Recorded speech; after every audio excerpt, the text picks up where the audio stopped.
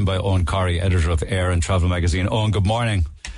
Good morning, Neil. Heard you on these two different radio stations already this morning. I mentioned places to you like, for instance, just off the top of my head this morning, Rhodes, Corfu, Crete, Sicily.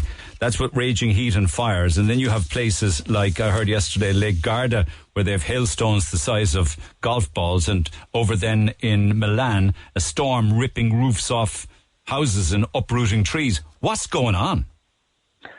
All back to one thing, this intense heat hanging over mainly eastern Mediterranean, but as you say, western Mediterranean as well, up to Cordoba, Ebro Valley. Very bad heat at the weekend. Tremendous heat, fires, mountain fires, out of control, people losing their lives, and the same heat has yielded the very spectacular thunderstorms that we saw. The thunderstorms that follow, yeah. Just move around a little bit there, Eoghan. Who and where are people dying? The worst is not even in the headlines, Neil. This is classic. I mean, the way modern broadcast media in Liverpool, someone from Liverpool has had their house they cut short is getting priority. But the vast majority of the deaths are in North Africa, Algeria, where 10 firefighters died in one incident. So it's the way, you know, your media, the way it works is that the real drama is not, it is getting mentioned, but it's not really the headlines.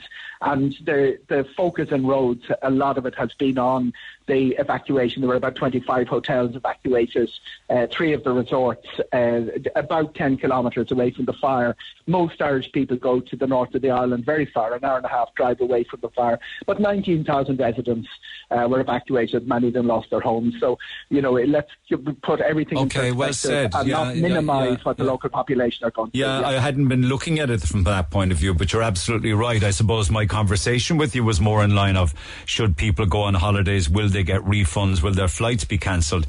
There's a bigger story to this. You know? Yeah, absolutely. You know? I'm here for I talk about travel. I talk about normally palm trees and sand between your toes and things like that. But we're on a very serious situation. So, what's been happening in travel is that the Department of Foreign Affairs sent out advisory saying don't go to the affected area, which is worth diddly squat really for people who are worried about the holiday that they've booked and are about to embark on. The way that the compensation system works, your legal right to compensation depends on being told, do not travel, do not go to that country, or there's a high risk. There are 4 little different levels of it. High risk. Now, that when that kicks in, you're now in the business where you can walk up to your airline and say, I have been told not to travel, I want to change my date or get my money back. What's happening at the moment is you're depending on the sympathetic ear. You're getting passengers are getting a sympathetic ear, particularly from the people, travel agents and tour operators who have control over the flights as well as the accommodation. Yeah, that'd be a TUI, but would you get that from Ryanair? TUI have been able to say, and Aer Lingus fly to Corfu, they don't fly to Rhodes. They've been quite good at changing people around. Ryanair, not so much. Ryanair's big concession has been, if you don't have your ID, we let you on board. Listeners will know how unforgiving they are on that, because the resorts that were evacuated close to the fire in the middle of Rhodes, towards the south of Rhodes, some of them had to get out without their passport. But as it stands, there is no absolute legal right getting your money back and or a change of date. So are there still And are there still Irish tourists, and Rhodes comes to mind, staying in the gymnasiums of local schools then? No, that was a weekend event. The weekend we saw some of the resorts evacuated. Now the ones at Keatar and Lardos, there's a property, the Cosmos Maris, that some listeners would know, which is very popular with the Irish. That was down close to the fire, not that close to the fire, but the way these things work, the resort was evacuated quite rapidly and probably in a less organised way than people would have liked. But that is how the tourists were impacted. Gotcha. It was basically, this is wind direction, this is where the fire is, let's make sure our tourists are safe. And it was done because it was the right thing to do. Nobody's questioning that. And that's really generated the visuals that we're getting. Now, there is an almost a disconnected, Neil, tourism experience in Rhodes and Falraki and places like that people would be familiar with. It's an hour and a half drive away. It's about 2/3 the size of Waterford County, the island of Rhodes. So it's not enormously big, but it is that the fire is in one place, the tourists are in another, and that's really where the 700 Irish tourists have been. Okay. There are other issues though because of the heat and smoke and asthma. One of those is, without cutting across you, I'm hearing that Spain, Greece, Turkey, and Italy sea temperatures are in the high 20s, and it's unsafe to swim in the sea. Yeah, it's like a hot tub or hotter. Yeah, the people's reaction to the water, the warm water, and there are all sorts of reasons for having what you would expect from your holiday experience disrupted by the immense heat. Tourists tend not to be enormously affected. When the local authorities get together, it tends to be the homeless, it tends to be the elderly, it tends to be people like that they're dealing with in the crisis, because this heat wave is a crisis. Tourists tend to have alternatives, air conditioning, comfort, sun avoidance, very good health advice, mainly about hydration and avoiding the sun and factors and things like that. And is there any advice being given by the likes of your good self or even Department of Foreign Affairs or anything in regards to going on holidays to these destinations right now? There is no, it's continue on as normal. They're called fun holidays for a reason. People are gravitating towards the heat. What we're seeing in the market, Neil, is interesting.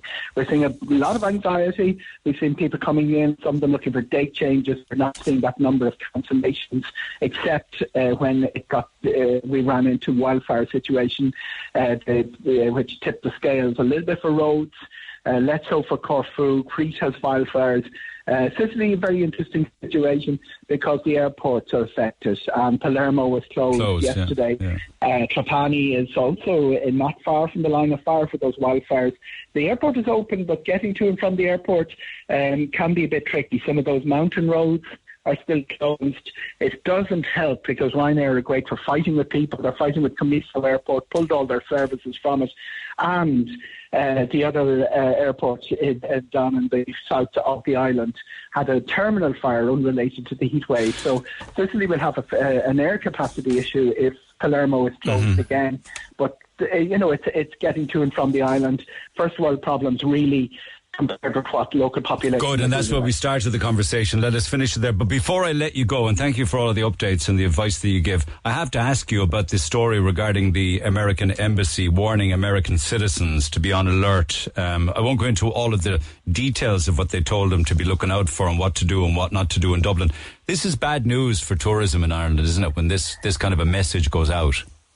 Bad news for tourism. We have an ongoing problem with policing in Dublin, city centre Dublin. We have a Garda presence problem. We've also had the Garda reactive situations. Young people I've been talking to have said that they aren't great when you are mugged. They tend to threaten to arrest sometimes the victim of the mugging. There's also that's a narrative which won't be very popular, but that's something that needs to play out if we're going to look at this seriously. But here's the really important thing, and it's plus for Irish tourism. A tourist getting mugged dominates the news headlines and gets huge coverage. There are many cities in the world where a tourist getting mugged is just another day in normal life. No, but not when the US Embassy is warning American visitors. This will be seen, this story, in every country in the world, and people will say, no, I don't think I'll go there if the Americans are warning people about being mugged or being pickpocketed. Do you know what I mean?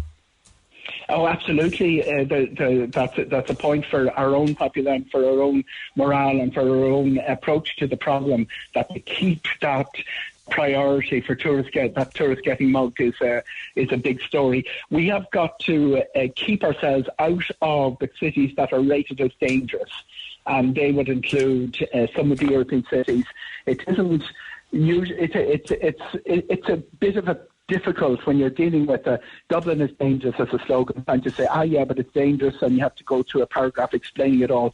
We need to make sure that our travel advisories are accurate and that we're not ranked among those European cities where it's regarded as dangerous to go around at night, which are quite a considerable number of them. Okay, thanks for taking the call as always.